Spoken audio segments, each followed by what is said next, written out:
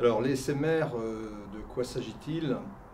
Pour nous, ils sont des small modular réacteurs. Ça veut dire qu'on se place dans une gamme de réacteurs en dessous de 300 MW électriques et plutôt autour de 200 MW électriques. Ce sont des réacteurs modulaires.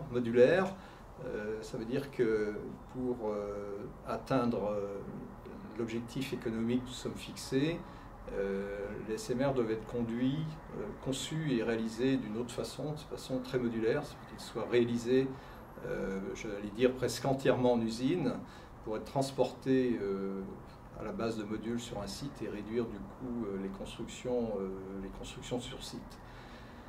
On regarde au sein de ce consortium des réacteurs de troisième génération, ça veut dire qu'on cherche à développer une gamme de réacteurs qui puisse être déployée dans la décennie à venir, c'est-à-dire qu'on regarde concrètement uniquement des small réacteurs de la filière, des réacteurs à eau pressurisée. Alors pourquoi ce consortium? Un conseil de politique nucléaire a décidé en 2011 d'examiner pour la France la pertinence du segment des SMR, et c'est ainsi qu'a été créé un consortium qui réunit le CEA, EDF, Areva et des CNS pour étudier la faisabilité technique et économique des SMR suivant deux voies, la voie terrestre, un peu classique, et une voie un peu innovante avec un concept de centrale immergée, le concept FlexBlue.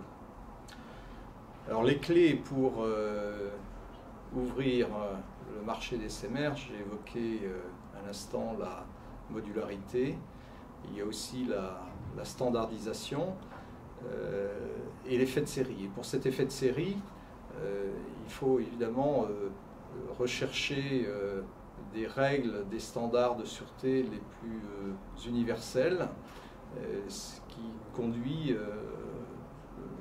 à un dialogue étroit avec les autorités de sûreté et avec l'AIEA. C'est une clé d'ouverture de ce marché, notamment vers des pays primo-accédants qui auront besoin d'avoir des références partagées, internationalement reconnues et stables dans le temps. Donc voilà un petit peu l'importance, enfin les deux mots-clés pour réussir les SMR, c'est une conception-réalisation modulaire et une très grande standardisation dans les concepts, mais aussi dans les référentiels de sûreté. Donc le travail de ce consortium a été conduit pendant une première année et aboutit à un premier rapport qui répond positivement sur la faisabilité technique et économique des SMR et qui, pour une cible de l'ordre de 100 € par mégawattheure, qui nous paraît accessible, permet d'ouvrir ou en tout cas de donner des perspectives d'ouverture d'un marché pour cette nouvelle forme de réacteur.